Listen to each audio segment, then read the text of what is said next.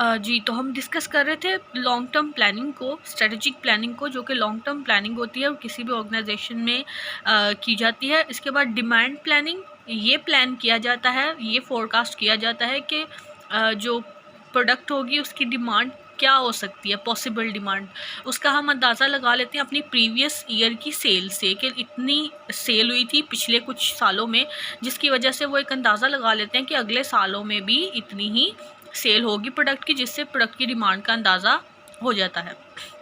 Supply planning की जाती है कि प्रोडक्ट को सप्लाई कैसे किया जाएगा और कितनी प्रोडक्ट जो है वो इन्वेंट्री में मेंटेन की जाएगी। तो इसका सब जो प्लानिंग होती है वो इंटरनल सप्लाई चेन मैनेजमेंट में की जाती है।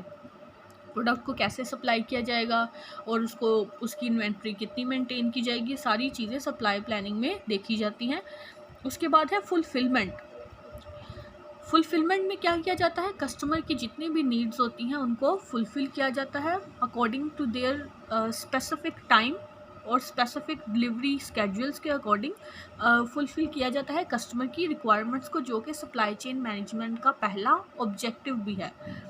फील्ड सर्विसेज क्या होती हैं, जैसे आपको कोई प्रोडक्ट जो है इंट्रोड्यूस करवाना है मार्केट में, तो सबसे पहले हम मार्केट में जाके उससे रिलेटेड रिसर्च करते हैं कि वो प्रोडक्ट मार्केट में जो है वो उसकी नीड है लोगों को या नहीं है, क्योंकि हम कोई भी ऐसा प्रोडक्ट नहीं सप्लाई कर सकते जिसकी लोगों में नीड नहीं है, ठीक है, ताकि हमारे बिजनेस को लॉस ना हो। तो कहता है फील्ड सर्विसेज जितनी भी होती हैं वो सारी की जाती हैं इंटरनल सप्लाई चेन मैनेजमेंट में, ताकि जो प्रोडक्ट है उसकी नीड का या उसकी जो है पॉपुलैरिटी का अंदाज़ा लगाया जा सके, जो कि प्रोडक्ट कंपनी बनाने जा रही है या सप्लाई करने जा रही है अपनी सप्लाई चेन के प्रोसेसेस में।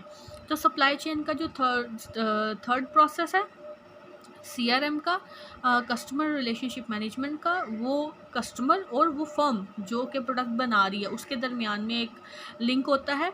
CRM या कस्टमर रिलेशनशिप मैनेजर में हम क्या करते हैं, कस्टमर के साथ जो रिलेशनशिप होते हैं उसको मैनेज करते हैं। अब कस्टमर के साथ डेफिनेटली कस्टमर जब कोई भी ऑर्डर देता है किसी भी प्रोडक्ट का, तो सबसे पहले उसका जो कंसर्न होता है वो उस प्रोडक्ट की स्पेसिफिकेशन होती हैं।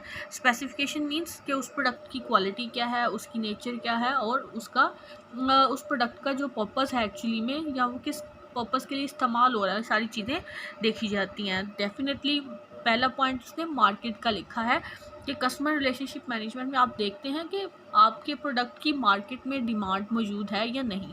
डेफिनेटली अगर किसी प्रोडक्ट की डिमांड मौजूद है तो आप वही प्रोडक्ट जो है लोगों को सप्लाई करने की कोशिश करेंगे। तो कहता है सबसे पहले मार्केट में क्या करना पड़ता है, मार्केट डिमांड चेक करनी पड़ती है और मार्केट में आपको अपने प्रोडक्ट को इंट्रोड्यूस करवाना पड़ता है डिफरेंट मेथड से। इसके बाद सेकंड में प्राइस लिखी हुई है। कस्टमर का जो सबसे पहला कंसर्न होता है after fulfilling their specification of product, दूसरी उनकी यही जो प्रायोरिटी होती है वो होती है किसी प्रोडक्ट की प्राइस। और प्राइस जो है उसकी वजह से मार्केट में या सप्लाई चेन के प्रोसेसेस में भी काफ़ी कंपटीशन इंक्रीज़ होता है। अगर कोई और प्रोडक्ट किसी और मार्केट में अच्छी प्राइस पे सेल हो रहा है या मुनासिब प्राइस पे सेल हो रहा है, तो इसका फ़र्क सीधा सीधा उस प्रोडक्ट की डिमांड पे पड़ता है। तो प्राइस जो होती है वो कस्टमर के लिए बहुत ही अहम होती है।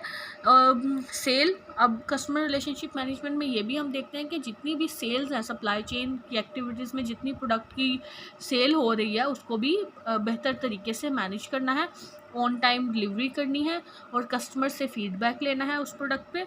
तो ये सारी सेलिंग स्ट्रेटजीज़ होती हैं। कॉल सेंटर, डेफिनेटली जब सप्लाई चेन के थ्रू कोई प्रोडक्ट जो है डिलीवर होता है कस्टमर तक, तो उसको ऑर्डर या उसका जो कम्युनिकेशन है इंफॉर्मेशन की वो कैसे की जाएगी। तो कहता है कॉल सेंटर्स के ज़रिए कम्युनिकेट किया जाता है इंफॉर्मेशन को कस्टमर से सप्लायर और फर्म तक। और उसके बाद कहता है ऑर्डर मैनेजमेंट, कि कस्टमर कैसे ऑर्डर देगा और कितना ऑर्डर देगा, ये सारी मैनेजमेंट जो है ये CRM में की जाती है, जो कि सप्लाई चेन के प्रोसेसेस हैं। इसके बाद आगे नेक्स्ट स्लाइड में कुछ एग्जांपल दिए हैं इसने सप्लाई चेन की। गेटवे, एप्पल, ज़ारा का की कंपनी है, ग्रेंजर है, मैकमास्टर का है, टोयोटा है और अमेज़ॉन है। ये वो फर्म्स हैं जो कि सप्लाई चेन की एक्टिविटीज़ में इन्वॉल्व हैं। अब इनमें से हर फर्म की जो करेक्टरिस्टिक्स हैं वो दूसरे से डिफरेंट है।